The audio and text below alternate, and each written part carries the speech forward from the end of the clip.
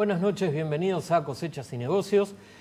Hola Martín, buenas noches. ¿Cómo Hola, estás vos? Cris, buenas noches. Bueno Martín, estamos a pocas horas, ya han pasado pocos días, pocas horas de elecciones bastante importantes, ¿no? Que están marcando un nuevo rumbo en la Argentina, un nuevo escenario político y quizás un nuevo escenario económico. Así que bueno, hoy tenemos un programa muy interesante con dos invitados, con Carlos Fara, analista político, y Liliana de Ritz, investigadora del CONICET. Carlos, Liliana, buenas noches, gracias por estar con nosotros. Carlos, para empezar, es uno de los que evidentemente mejor trabajó el tema de las encuestas, porque según las encuestas que yo leí de él el viernes en Clarín, la diferencia entre Sergio Massa y Martín Insaurralde iba a ser de 6 puntos. En los cómputos que estuve viendo era de 5,5 y con posibilidad de llegar a 6. Bueno, en este caso se nota que tu trabajo ha sido muy preciso. ¿Cuáles te parece fueron, o qué fuiste viendo durante la campaña y qué viste ahora que fueron las claves de la victoria de Massa? Yo creo que, digamos, por un lado, un contexto que era muy crítico del gobierno, ¿no? Sí, sistemáticamente cerca del 60% de la gente quería que el gobierno pierda la elección, ¿no? Y estaba buscando, digamos, una alternativa que expresara otro 60% que no se considera ni oficialista ni opositor, ¿no? El que dice algunas cosas estuvieron bien, otras estuvieron mal y me parece que ya hay que hacer un cambio. Y Massa trató de expresar, digamos, ese nini, ¿no? Esa gran franja del medio que no quiere ni blancos ni negros. A lo cual se suma, digamos, un candidato del kirchnerismo que no es un mal candidato, pero sí, digamos, poco conocido y obviamente le faltó tiempo todavía para recorrer. Y por el otro lado, Massa, la persona, digamos, con más imagen positiva de la Argentina ya hace por lo menos un año, con 2 o 3 características. 40 años, es joven, es gestor, es una persona, digamos, que no tiene códigos, digamos, por lo menos comunicacionales de político tradicional. Una figura, digamos, que logró vender un poco su gestión municipal desde Tigre, y el único dirigente nacional identificado claramente con estar trabajando en algo respecto a la seguridad, principal tema de la Argentina y uno de los peores temas del gobierno nacional. Parece que todo ese combo de mala oferta kirchnerista, buena oferta opositora, en el caso de Massa, y contexto negativo para el gobierno es lo que hace la diferencia. ¿Te parece que puede haber cambios sustanciales de aquí a las elecciones abiertas o que el resultado puede llegar a modificarse? Mi impresión, digamos, es que fue suficientemente, la diferencia fue suficientemente amplia como para que la gente piense que el mensaje se mandó.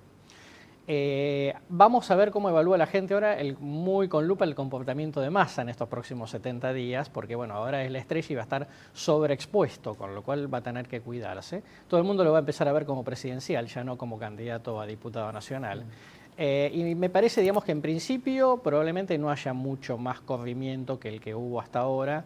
Y obviamente, digamos, el Frente para la Victoria todavía, digamos, puede ser más conocido en su rol, o sea que algún voto todavía podría recuperar.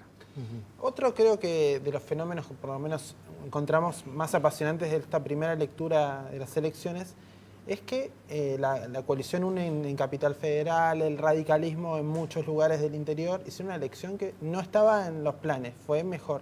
Y cuando uno tiende a pensar que el radicalismo mejora, tiende a pensar que la clase media se hizo oír, porque el radicalismo, si bien nació como un partido popular, en los últimos años ha tenido más anclaje en la clase media que en otros sectores. Liliana de Ritz, como especialista, es una persona que se ha investigado mucho la clase media. ¿Te parece que pasó eso, que la clase media se expresó a través de la oposición de UNEN en Capital, de otras fuerzas progresistas en el resto del país? Yo creo que importantes sectores de la clase media que ven privada la posibilidad de mantener ahorro, que viven el cepo cambiario, que viven la inflación de una manera muy dramática y que son los principales contingentes, media baja, media alta, digamos, una importante franja que además en parte de esa franja los valores republicanos pesan, tiene la oportunidad de encontrar una oferta en el radicalismo, porque la predicción era que el radicalismo iba a desaparecer. Exacto. Sobrevivió y en realidad es el único que mantiene una estructura partidaria con poder territorial muy disminuido, pero a nivel de intendentes realmente tiene todavía anclaje territorial importante y una tradición. Los partidos dan estabilidad. Aquí creo que muy pronto se sacaron conclusiones sobre el fin de los partidos, que habían desaparecido, que solo había movimientos de opinión.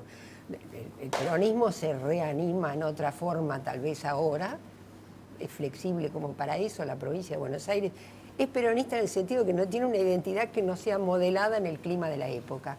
Y para mí Massa da voz al clima de época. Y sobre todo, si uno tiene en cuenta que el 71% del electorado se hizo adulto bajo el sistema kirchnerista. No tiene memoria de crisis, no tiene memoria de pasado.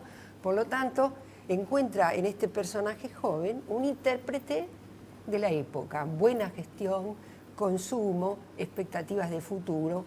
Eso creo que es importante. Pero para concluir, digo, los partidos no han muerto en la Argentina. Hay un campo peronista que se organiza de una manera muy singular, que tiene una estructura muy flexible, una gran capacidad de manipular las reglas electorales. Sigue habiendo testimoniales a pesar de que son inconstitucionales. Un ejemplo, el gobernador de Entre Ríos era senador suplente, para poner un ejemplo. Sí, sí. Muchos intendentes fueron cabeza de concejales. Espinosa. Por eso. Entonces, hay mucha trampita manipulada en las reglas electorales y hay un enorme dispositivo social, ideológico, que es muy emblemático en la provincia de Buenos Aires, que tiene ricos y tiene pobres. En las provincias pobres gana más. Liliana, hace una semana se decía que la sociedad estaba dividida, ¿no? Como partida en dos, sí. ¿no? La grieta, el discurso de la grieta. Sí. Sin embargo, en estas elecciones, a uno lo que le llama la atención que gana en la provincia de Buenos Aires un candidato que, como decía Carlos, está en el ni, no se define. ¿Es correcta esta visión de que la sociedad está dividida, un poco como parecía ser la estrategia del gobierno, ¿no? De un populismo que es decir, plantear los buenos y los malos, ¿no? Los buenos somos nosotros, los malos son ellos. ¿Es correcto o es aventurado? Yo la impresión que tengo que el kirchnerismo, como el peronismo clásico, fabrica su imagen y semejanza el antikirchnerismo. Hay antis y hay kirchneristas.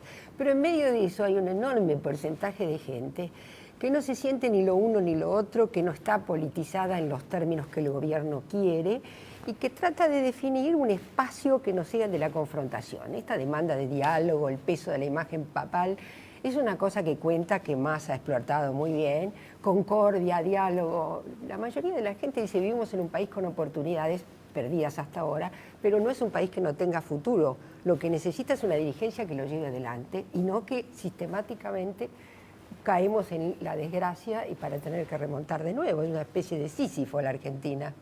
En todo caso, yo creo que hay una grieta, no cabe duda, hay antikirchnerismo y hay kirchnerismo, y hay la búsqueda de superar esa antinomia fomentada por el gobierno y de revitalizar la oposición, porque una de las cosas que se dice poco es que este gobierno sistemáticamente se ha dedicado a fracturar la oposición, de Kirchner para acá, sea por la cooptación, la concertación plural, lo que fuere, o el bolsillo. Carlos, en el 2011 ya había sospechas y ya había muchas denuncias de corrupción en el Frente para la Victoria. Estaba el caso Joclender, había otros casos más, Skanka, una serie. Sin embargo, en ese momento la corrupción pareció no afectar en la agenda. Cristina sacó el 54% de los votos, en la provincia el 57%. Ahora, una vez el caudal electoral del oficialismo bajó casi a la mitad. ¿Se puede creer que la corrupción empezó a tallar y empezó a ser considerada o está muy ligada a la desaceleración económica? Está muy ligado a que como hay menos consumo, ahora también le prestamos atención a la corrupción y antes no. ¿Cómo lo ves? Sí. El contexto económico desde ya, ¿no? Es decir, cuando estás en una situación más crítica, la gente, digamos, empieza a poner más el ojo sobre cómo se usan los recursos y cualquier, digamos, sospecha de corrupción que pueda parecer verosímil, obviamente genera efecto contrario al gobierno. Pero eso es una parte. Dice que la otra parte tiene mucho que ver con lo que le pasó a Menem en el segundo gobierno, que no solamente la sociedad, digamos, empezó a ver más la corrupción, porque obviamente, digamos, ya la imagen empieza a estar un poco más gastada, ya no es tan fresco, ya no es tan genial, sino que además eso también pasa cuando el que está en el gobierno pierde un poco el foco sobre la agenda prioritaria de la sociedad. Entonces, no solamente parece que se está dedicando a cosas que no son importantes para la gente, sino que además parece que hay más corrupción. No sé si hay más o menos, pero lo cierto es que hoy básicamente un tercio te dice que hay más que en la época de Menem, un tercio igual y un tercio menos, lo cual, digamos, desde ese punto de vista está claro que se ha instalado mucho más.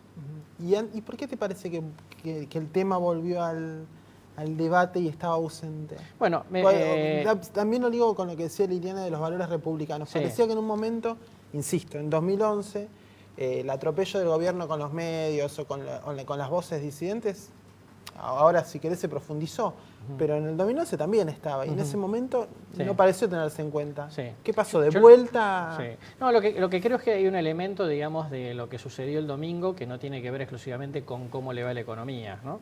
Recordemos que en el año 97, cuando la alianza le gana al gobierno, la Argentina crece al 8%, o sea, crece a tasa china, y nadie se enteró, ¿no? Entonces, ¿qué esto significa? Cuando hay cansancio cultural, o sea, cuando la gente siente, digamos, que ya se cansó, aunque pase por los mínimos detalles, todo te empieza a molestar, como en cualquier relación humana. Y me parece que esto es lo que está pasando con el kirchnerismo. La sociedad dice, mira, hizo algunas cosas bien, otras más, fue lindo mientras duró, pues es que ya estoy cansado y ya no me importa. Y además, cuando da defecto tuyo, lo empiezo, digamos, a subirle de importancia. Entonces, en ese combo, obviamente, se está notando más. En la corrupción y todo lo que decía Liliana de la agenda republicana, sin lugar a dudas. Carlos, Liliana, bueno, hacemos un pequeño corte y después seguimos en el segundo bloque de Cosechas y Negocios.